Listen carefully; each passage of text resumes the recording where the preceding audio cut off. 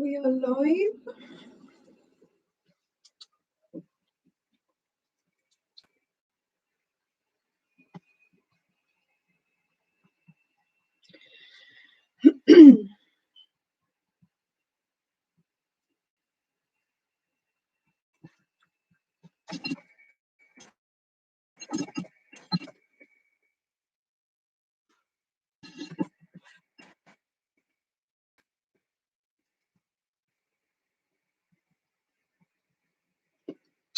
Hey guys, how's everyone doing? Let me know if you are in my live by saying something in the chat. Can I see the chat?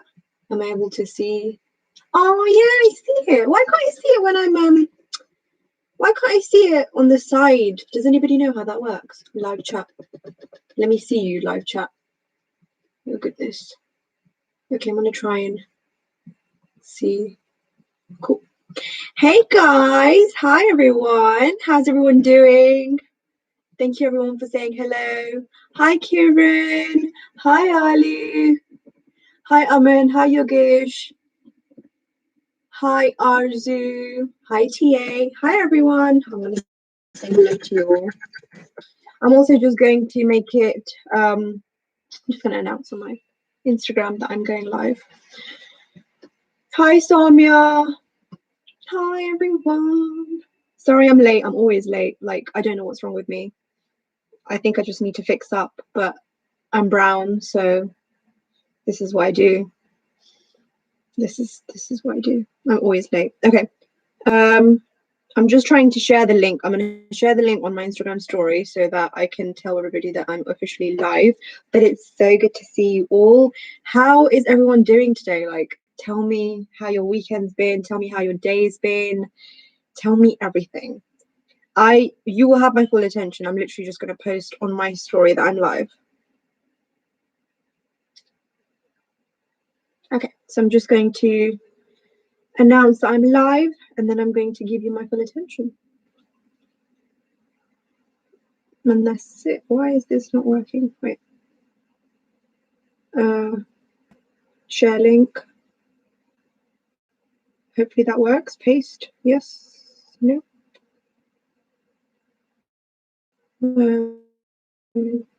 Let's click on it. Oh, now I'll just open my own live. Well done, Ruby. How do I share this? Copy. Does anybody know how I can share this on Instagram? Yes, I got it. So I'm going to say swipe up live on live now. Cool. Done.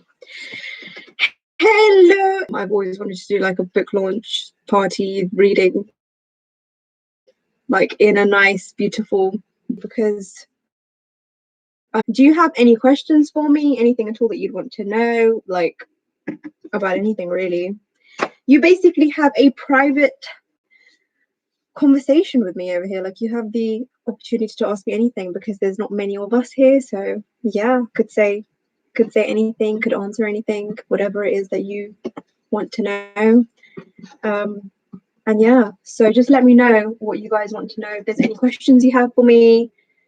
I'm not sure, Vishal, what the topic is. At the moment, I think I'm just saying hello to everyone and just talking and stuff and seeing how it goes. But yeah, if you have any questions for me, I'd love to answer them for you. I'm just sharing the link with everybody now because I am a bit late and everybody was waiting. So yeah, I'm sorry about that. So how's everyone's weekend been? Let me know, like, what have you guys been doing this week? What have you been doing for the last couple of days? I'd love to know. My weekend was really nice. I actually were very different yesterday. We went to brunch. We went to this really cute cafe. We decided to get some pancakes and stuff, and then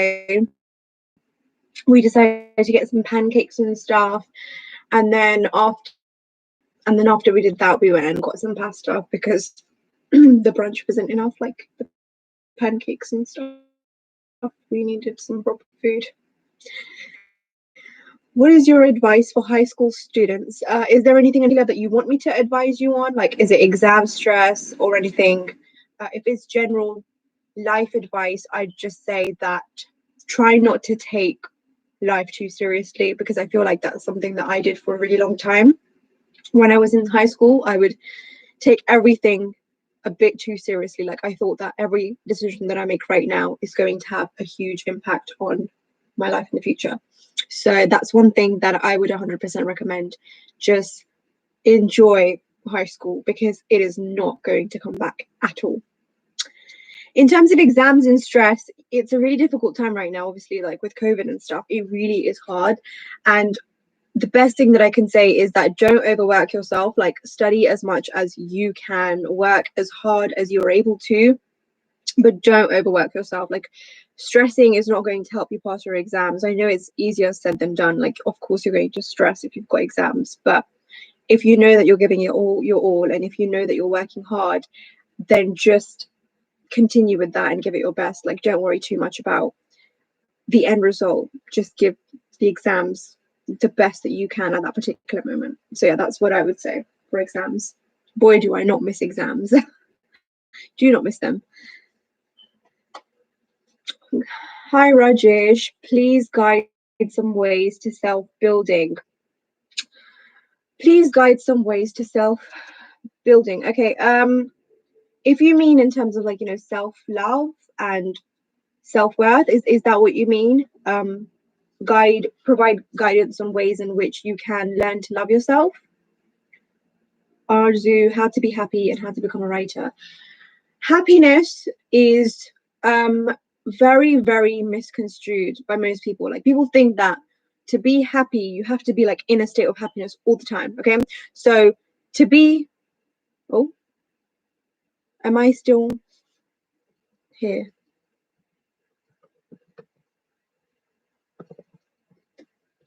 Guys, can you hear me? Let me know if you can hear me, because I think my connection's unstable.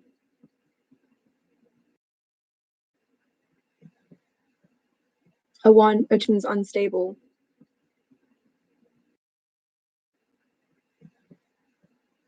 A one, a two, a 1, 2, 3. Okay, you can hear me. Okay, cool. You can hear me. I can hear you. All right, great. I don't know why it's saying that it's unstable, but okay. Yeah, so I feel like the whole idea of happiness is very misconstrued. So we have this perception, right, where we're like, okay, in order to be happy, I need to be in a state of happiness all the time. So, like, I always need to be smiling. I always need to be enjoying life. I always need to surround myself. Hi, Matthew. Thanks, Matt, for coming on. So I always need to be like, in a state of like positivity. That's not how happiness works, unfortunately. Happy people can have sad happiness works, unfortunately.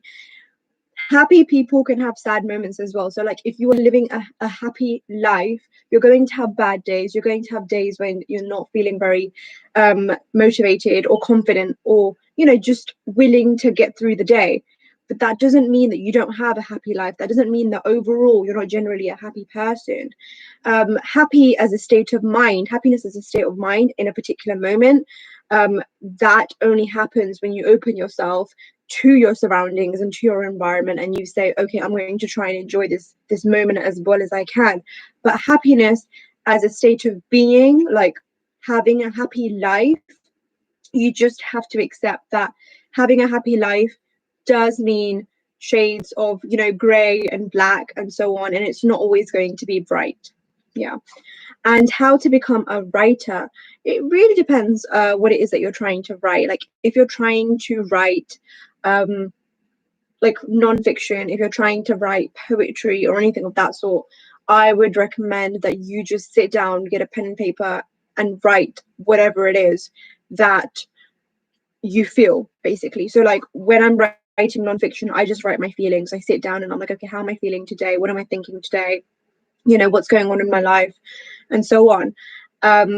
But when it comes to writing fiction, it's a lot harder. So fiction is like story writing and so on. If you want to write in that way, you definitely should read a lot. So read a lot of storybooks, read a lot of the genre that you want to write. And along with reading, make sure that you learn the skills of how to be a storyteller, like how to be a story writer, which is very, very different to writing poetry, well, writing non-fiction. Poetry also takes a lot of skill, but non-fiction prose, which is what I write, is a lot to do with like journaling. It's a lot more personal. But when it's poetry or fiction, which is basically novels and storytelling, that's a lot more technique and a lot more skill, which can come from reading lots and lots of books in that genre, taking some classes, doing creative writing classes, and so on. So TA says, I'm not sure if you live in the UK, but here we have secondary school 11 to 16ish. I'm quite young, but I've been hurting over a friendship drift for over a year, and it's gotten me so down for a really long time. I do live in the UK. I think my accent might indicate that I do live in the UK.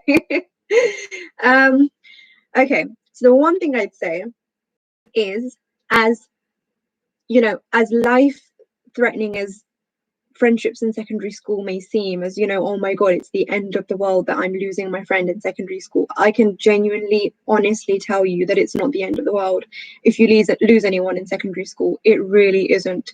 I'm 26 years old and I'm in touch with two people from my secondary school. I'm, you know, two people who I'm very, very close to, and have taken forward with me these last 10 years. But other than that, I'm not in touch with a single person that I went to secondary school with. Not because there is any negativity there, or that we don't like each other or anything of that sort. It's just that we drift apart. Like, you know, secondary school friendships do not necessarily last an entire lifetime, because you are bound to grow and change and, you know, just become yourself entirely, you know, become comfortable in your skin and be who you need to be.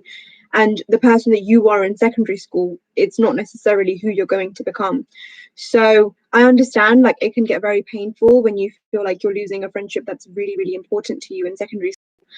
But I can genuinely tell you, genuinely tell you that those friendships, you know, they don't define you, and they're not going to necessarily be there forever. I'm aware that everyone has friendship drifts, but I felt in love for so long and have been hurting.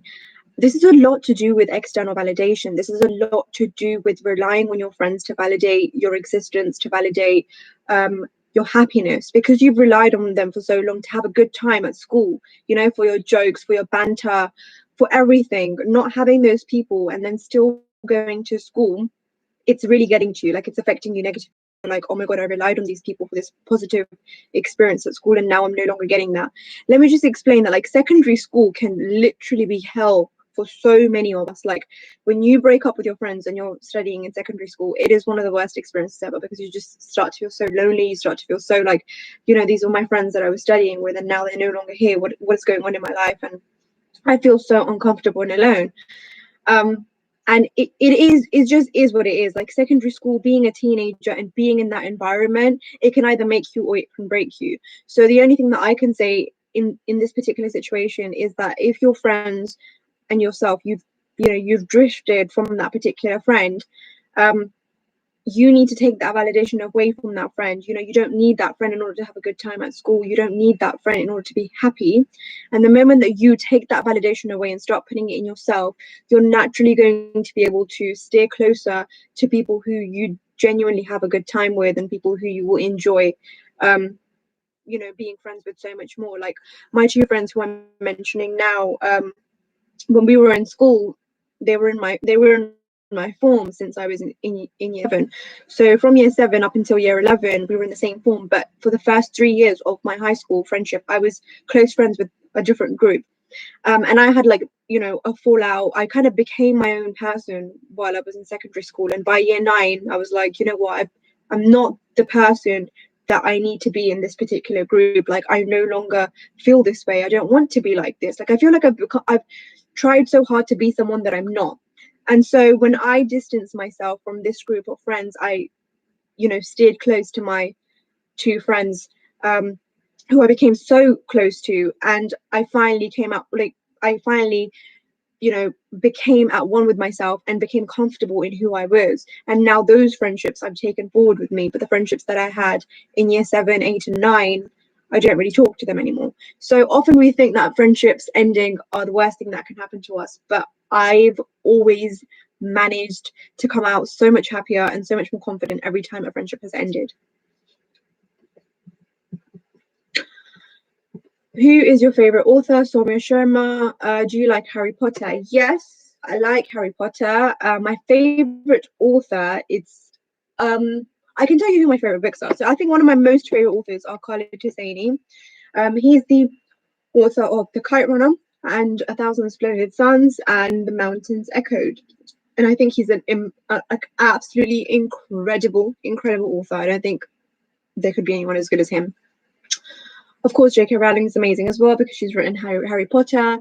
I also love Cassandra Clare. I love her series, the Shadowhunter series. So in the sci-fi fiction section, I think I really like Cassandra Clare.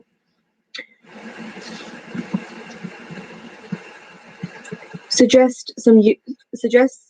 Achal Mittal said, suggest some helpful ways to move on quickly from your last relationship memories. I don't think it's possible to move on quickly from any breakup. I think it does take time. It's a process. It will take you a really long time to finally reach that point where you feel no pain or little pain when you think of them.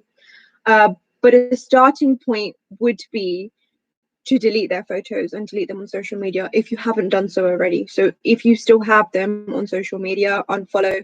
If you still have their photos, then delete those photos, get rid of them, so that the physical memories are no longer there. So the stuff that you look at to remember them by is no longer there. That will be the first step. Karishma Jobin Putra said, your book to yourself. Can you elaborate what the book is all about? I'm going to start reading it very soon. Thank you, Karishma. I really appreciate it. And the book Dear Self is about, essentially, it's a book about healing, self-discovery, self-love, like combined. So we've got 4 major chapters in the book. The first one is self-love / worth. The second one is heartbreak. The third one is love. And the fourth one is healing and well-being. So self-love and self-worth is essentially it discovers all the different ways in which you can love yourself and validate yourself and how that works in relation to other people. So I've got like chapters and chapters of writing in there where I talk about what it means to love someone, and what it means to love yourself, and how those two things can come together. So like we all have a duty towards other people. We have a duty to put them first. We have a duty to take care of them, but then we also have a duty to ourselves. So when these two things clash, how do we make the decision to know what the right things to do is on that occasion?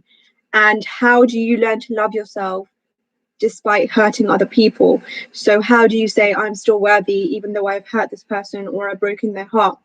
And then what it means to find yourself. So like when you say, okay, I've gone through this particular heartbreak, I've gone through this particular experience, but I'm now going to find my way back to myself, or find my way to myself, but a new self. So I discuss ways in which we can find ourselves and what it means to find yourself. And then heartbreak is essentially all about heartbreak and how you move on from the person who broke your heart. Love is about falling in love, what it means to fall in love, what the right person looks like, and how to be the right person for yourself. And then healing and well-being is literally one of my most favorite chapters, and I absolutely love talking about it. It's about our healing journeys, and I always discuss our healing journeys. Like I always say, you need to focus on your healing, you need to focus on loving yourself, taking care of your heart, and understanding that healing does not go like this, healing goes like this. So I talk a lot about essentially how to heal, how to understand that you're healing even if you're having a bad day, and how to keep going, basically. Okay, Sabrina, same what Achal said, especially realizing your partner has a narcissistic personality. Narcissists are very interesting because they have this ability to gaslight you every time you have an issue and you have a problem. So narcissists have this weird way of making you feel like you're the one that's wrong when you have a problem, or making you feel small and patronizing you, and just doing all these negative things that makes you feel smaller than them. And I would say that if you know that you're with a narcissist, please get out of that relationship, because narcissists don't change. I don't think it's possible for a narcissist to not be a narcissist. I feel like for them, they're, the world revolves around them, and because they have been validated for so long in their lives by their parents, by their achievements, by the money, everything, whatever that they have that is going for them, it boosts their ego even more. And maybe you leaving them probably would be that tarnishing of their ego that they need so badly to come back down to the ground. But yeah, I think that being in a relationship with a narcissist is a very toxic relationship, and you should definitely get yourself out of it. From where you get your advice, I'm afraid that every meaningful or close friendship I will make eventually leaves me, so I'm scared of getting too close to friends. Okay, so if you have a meaningful or close friendship, it won't leave because of the fact that it's so meaningful, unless you have like this record of being friends with people who have a very similar personality, of leaving you, or of not being able to confront you, or not being able to deal with issues, because friendships do have problems. Like, there's not a single friendship in the world where you're not going to argue about something. Now, if the person who you're friends with comes up and says, okay, we have this problem, so let's just not talk anymore, and you're picking the same kind of people again and again and again to be friends with, then yes, those close friends will leave. But if you make friends with people who would say, yeah, this is the problem that we're having, let's work on it, let's, make this friendship better, then you're more likely to have those close friendships become long lasting. So maybe the problem is not that the problem is not in victimizing yourself and saying, I'm going to always lose friends. The problem is you seeing what you're doing wrong with making those friends, with those friendships, and trying to work on your next friendships, and understanding how you can make those better and long lasting. Hi, Mohammed Al Hassani. I hope you're well. Just want to say thanks for your lovely books, which changed me completely. Thank you so much. That's all I've ever wanted to do. I've just wanted to impact you guys in some way, just, yeah.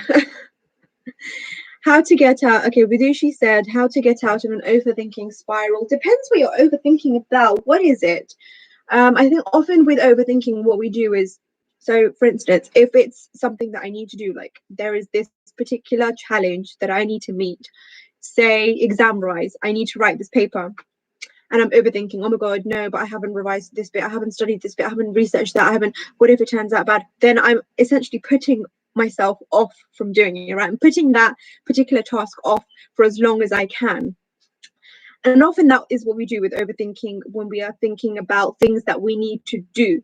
So if it's not about something that you need to do and it's about something else, then let me know, and then I can discuss overthinking, like in terms of relationships or friendships or whatever, because that's like a completely different ball game of overthinking. But if you're overthinking a task and you're putting it off, you just need to go ahead and do it, because your overthinking is just helping you elongate that process.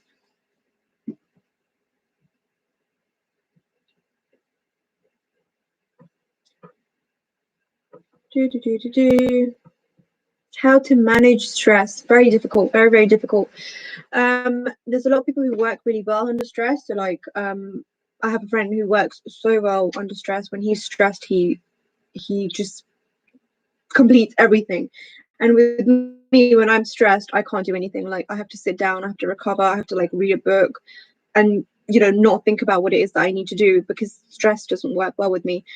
I would say that whatever you do in order to have your leisure time when you're stressed, go ahead and do that.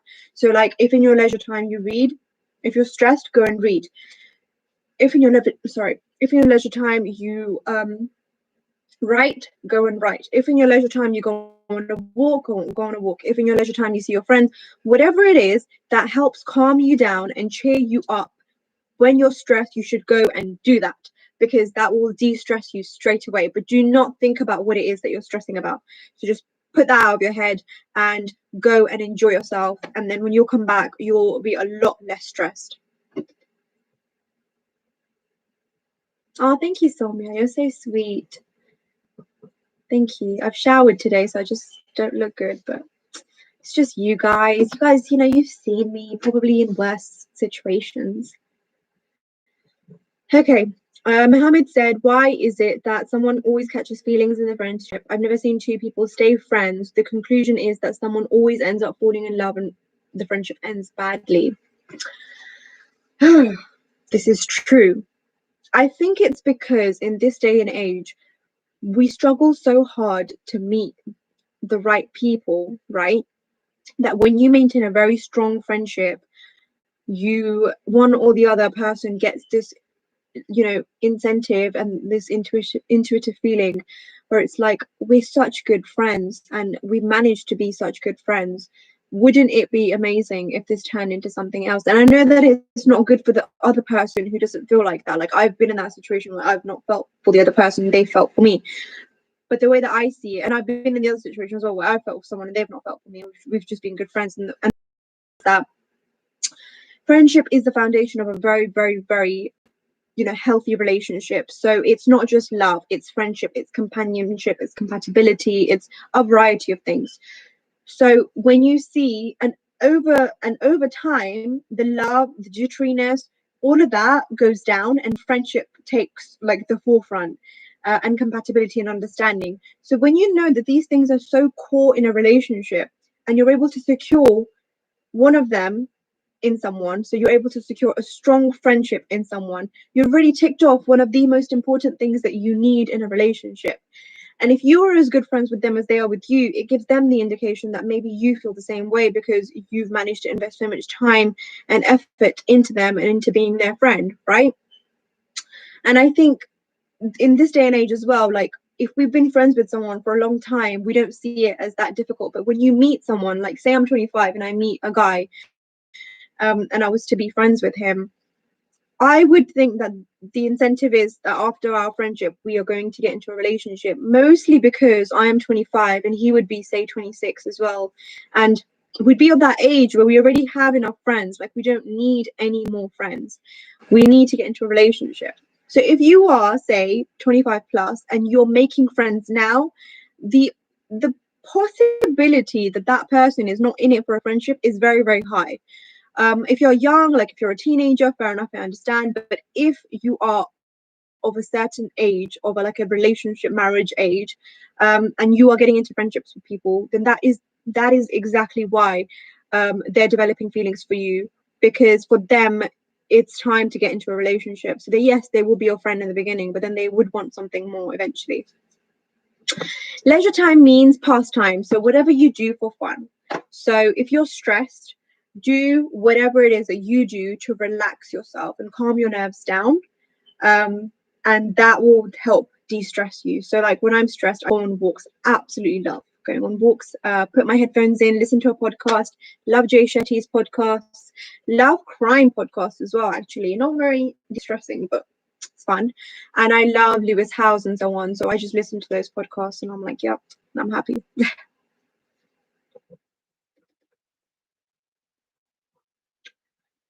I'm glad, Mohammed, that my answer was good.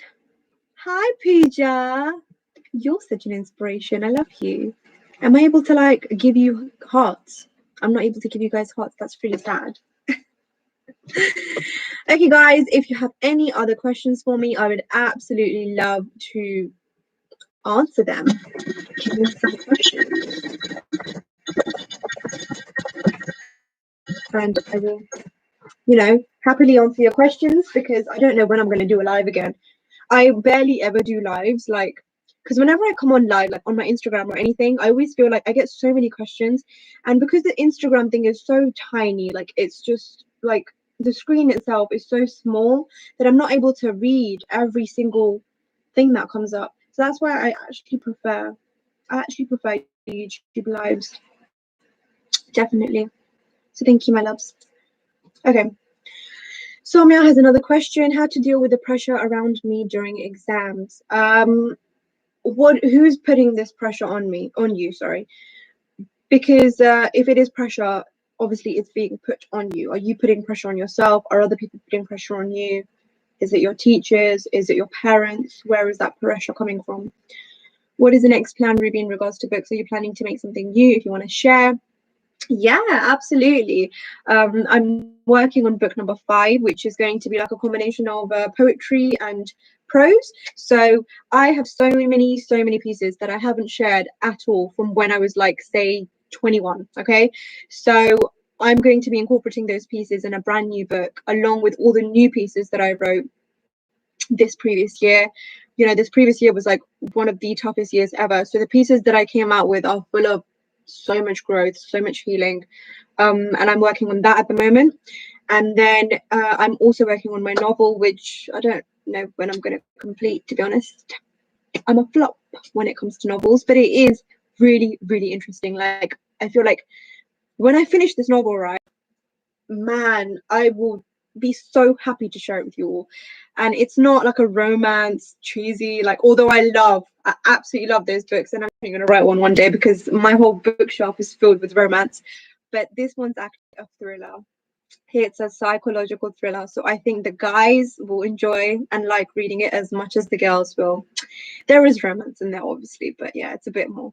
Other than that, I'm also working on the YouTube channel. So I'm definitely working on creating as many videos, as much content as I can for you all, because I just feel like with videos, it's just so much easier to get what I want to say across to you. Like with Instagram, it's like a small little box, and I'm not able to get as much out. But with YouTube, I'm just able to get so much information to you. If any of you have a story that you want me to share, obviously I make it completely anonymous, so I don't use any names or anything, but my next few videos I'm doing a segment called Real Talk with Ruby, where I talk about stories that a lot of you have emailed me. So I've got 3 stories that I'm going to be sharing next week. And the idea is that I'm sharing these stories with the hope that the advice that I provide to these individuals, you all can watch those videos and learn from them as well. And that's what I want to do with these videos, essentially. What about you? What's your next plans? Like, what are you thinking of doing this year? Like, tell me. I want to know what you guys are planning on doing in the next year. What are your goals? Yeah, I'd love to know.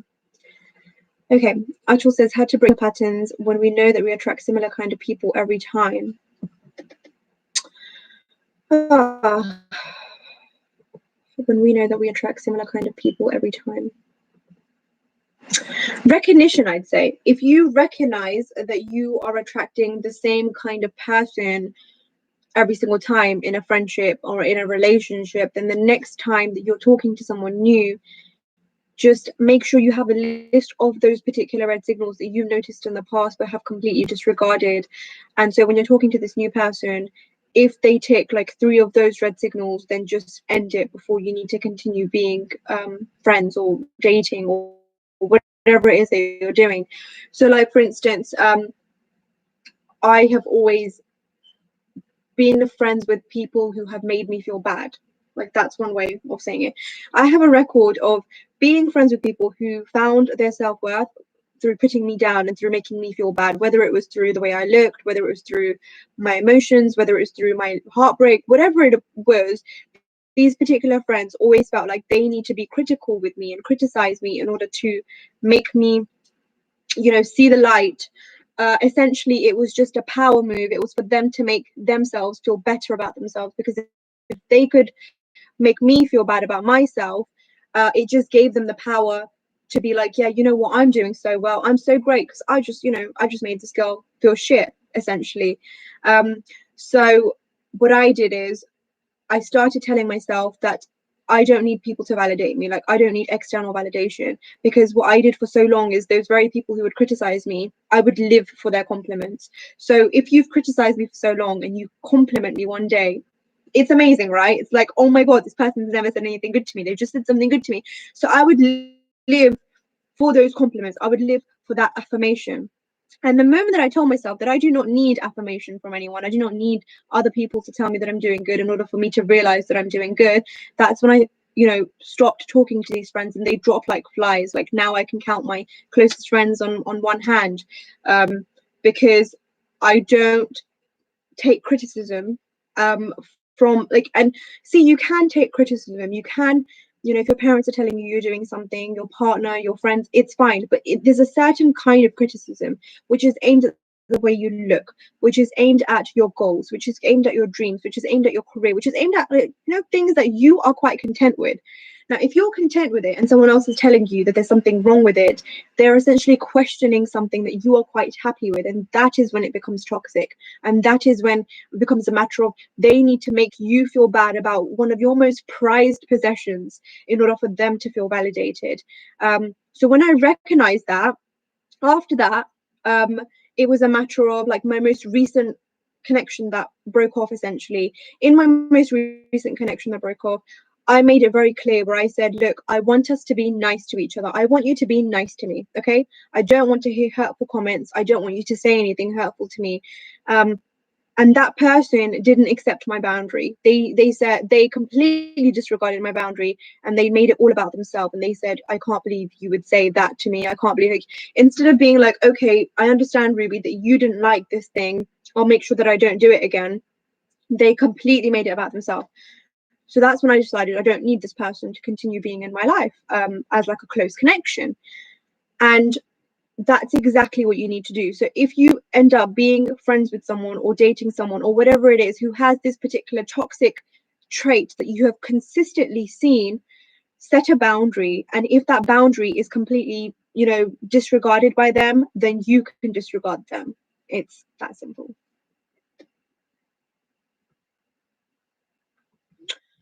Michelle said how to deal with fake people.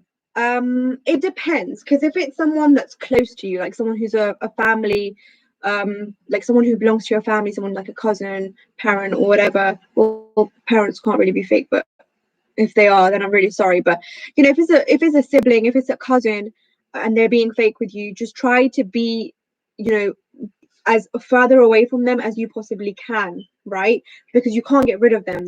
Especially if you're brown, like you have to maintain your relationships, unfortunately. Otherwise, your parents are going to give you the jutti.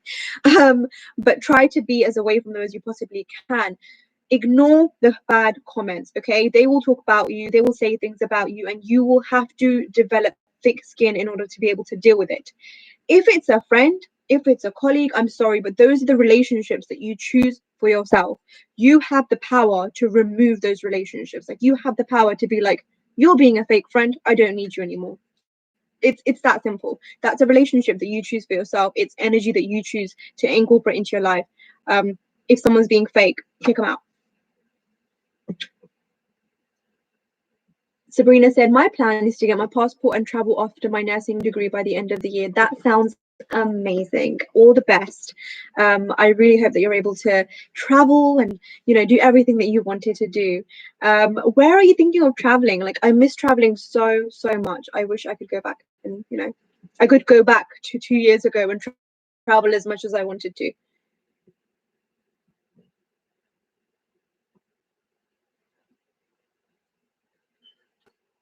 Abby said, I loved my partner boundlessly and sorry, I don't know what's happened to I sometimes don't, like, I'm unable to read.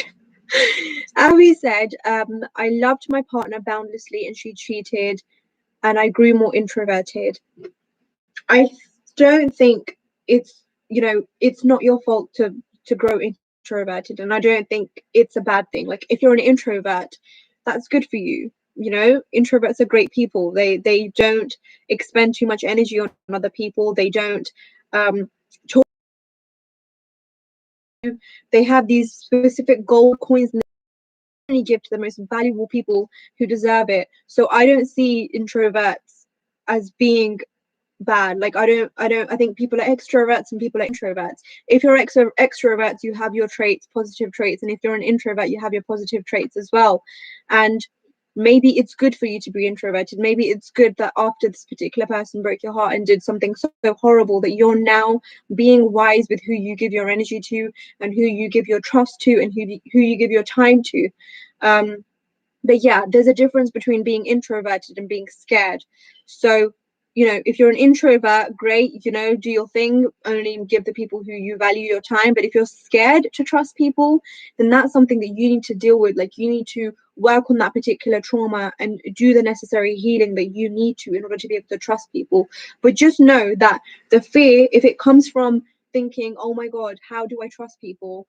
Then you need to take that weight off your shoulders, because trusting people is not your responsibility. It's their responsibility to earn your trust and to gain it. Sabrina said Hawaii and the Japan. Oh my God, that's amazing. I so want to go to Japan. Like, I've wanted to go to Japan for so long. I really hope that you're able to go and you're able to enjoy and everything. Yeah, that sounds amazing. Lynn said, any tips on dealing with grief of a loved one? It's really, really difficult, Lynn. I just lost my uncle 3 months ago. And I think you don't realize how temporary everything is, like how contingent life is until you lose someone, until you lose someone so, so dear to you that you didn't expect.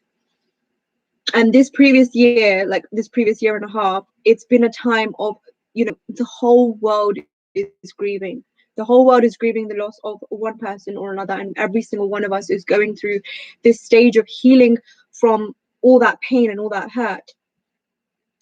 And the one thing that I'd say, and the one thing that I've learned from my experience of trying to heal from the death of my uncle, is that I don't need to run away from it. Like, I need to stop telling myself that I need to go back to normal life and I need to be happy and I need to be joyous again straight away. And instead, I've told myself, Ruby, learn to accept the grief and move forward with it. So there's not a single day when I don't think about him. Like, there's not a single day goes by where I won't be sitting down and suddenly his picture, will come at the front of my eyes, or I'll remember him or his laughter or his voice or anything about him. There's not a single day. But instead of beating myself up about it, like instead of being like, oh no, Ruby, you're still not able to move on because you thought of him again, I accept it. I embrace it. I'm saying to myself, I'm taking him forward with me. If I'm thinking of him every single day, I'm keeping him alive in my heart. And that's more than I can say for anything else. So the one thing I'd say is, if you're dealing with the grief of losing a loved one, don't run away from it. Don't say to yourself that you need to get back to normal life or that you need to move on from the pain. Just accept the pain and move forward with it. Learn to, make it your strength.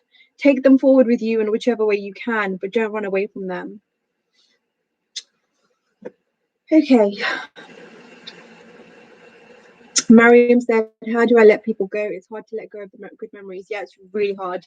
I have dealt with that in the previous weeks and months as well, where you have to move on from someone who you really care about, either because of circumstances or because life, or because it's just not going to work going forward. And it's painful, I'm not going to lie. Like, having to move on from someone that you care so much about and who you lived through some of the most incredible times with, it's a really, really difficult thing to do. And I remember like crying about it. I remember being really upset about it. I remember feeling immense loneliness. Like, I can't believe I have to move on from this person. Like, I've enjoyed some of my most incredible times with them. And the way that I told myself that it was time to move on was when I realized that things would not be the same anyway. Knowing that the best times together were in the past, and now things are such that like it would never be the same, gave me the strength that I needed to be able to move on, because we would be searching for a relationship between ourselves that no longer exists. Like, we'd be looking at each other, remembering those times years ago that we spent, but then not being able to find that person in each other anymore. And I feel like that happens in a lot of relationships. It's like, whether it's, your cousins, your friends, your relationship, whatever it is, it's very hard to tell yourself that this was I had the best times with this person, now I have to move on. But when you accept that you had the best times in the past, and you can look back at that any time that you want, if you have photos, videos, or whatever, and be happy, and know that you can't take that same best time forward with you, it gives you the strength, because it's like, okay, so now we have to find our own other people and have amazing times with those people. Yeah.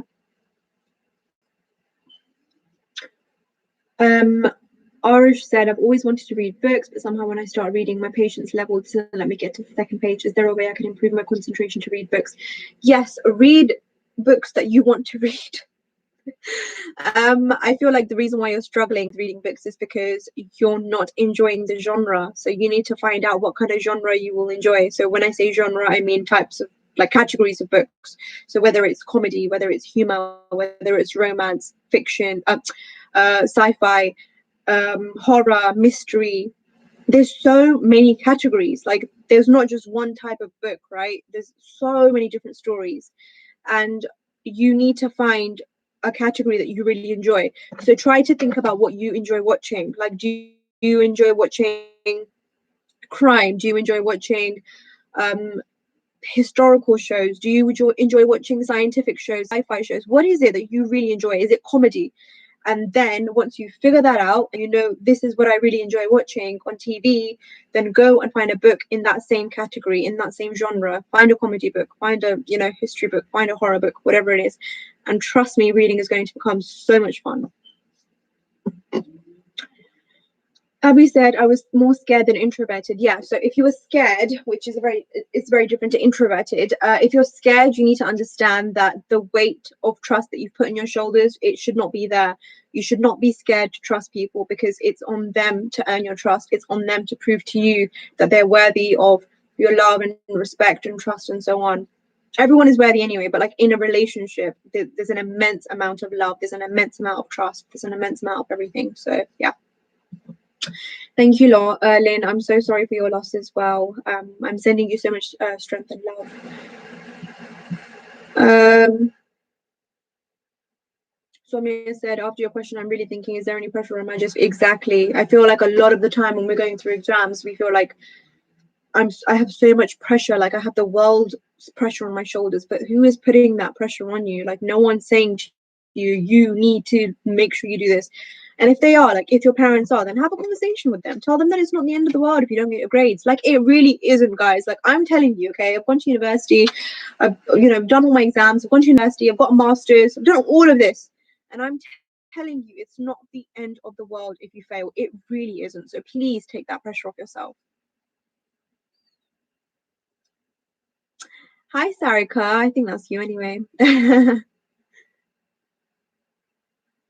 Can I share something? I feel really... Yes, JVS, you can definitely share how you're feeling. I'm sure that the community over here is going to accept and give you as much advice as they can. Guys, feel free to talk like in the chat as well, because I feel like so many of you have these questions, and I know that the other ones of you are going to be able to help each other answer those questions.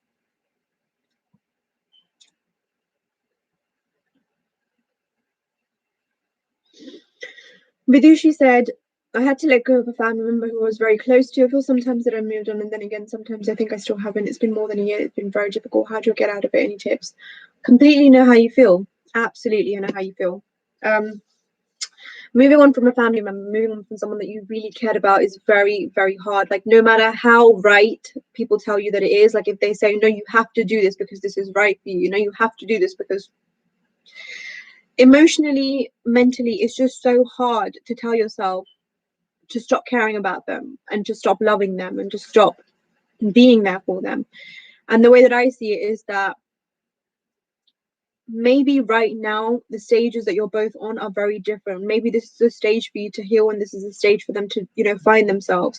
Whatever stage you're on, you're not supposed to talk in this stage. You're supposed to do your personal healing. You're supposed to get on with whatever it is that life has set for you, and then hopefully one day you'll come back together again, healed, happier, and in a better place, and you will be able to take it back from where you started. You can start it off from where you left it, basically. It's very, very hard to tell yourself to stop talking to someone, especially if they're your family. You don't have to stop caring about them. You don't have to stop loving them. You don't have to do anything. Just do what your heart tells you to do. And if your heart tells you that right now is not the time to talk to them, then just give yourself and them that space. Yeah. I also don't know how to increase my volume because it's on green right now and I don't know what that means. As long as you guys can hear me, that's all that's important. Hi, Loyola. Hi, Vidushi. Oh, yeah, I've already said Vidushi. Okay, JVR has a question which I think everybody can unanimously answer. I feel like we can all give him some tips on his question. I feel like if that is something that's very important to you, Jay, if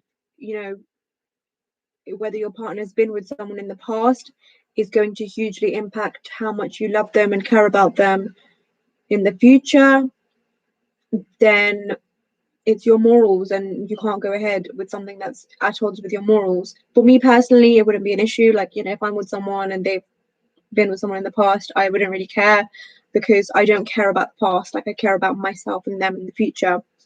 But I know that every single person's different. So do what you think is best. Like, if you're not able to put this past you, and if you're not able to move on, then you need to find someone who will be able to satisfy that particular moral criteria that you have.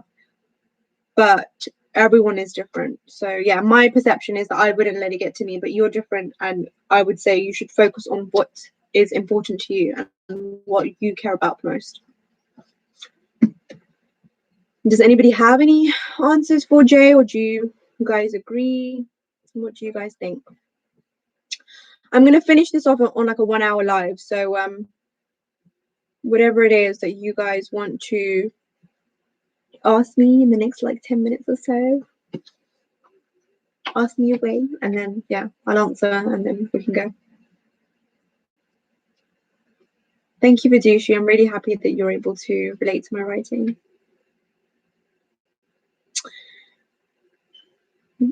Vishal, I had a similar with my mom. I had to set boundaries and heal myself before I spoke to her without hurting myself spiritually and emotionally. I had to create space. That's it.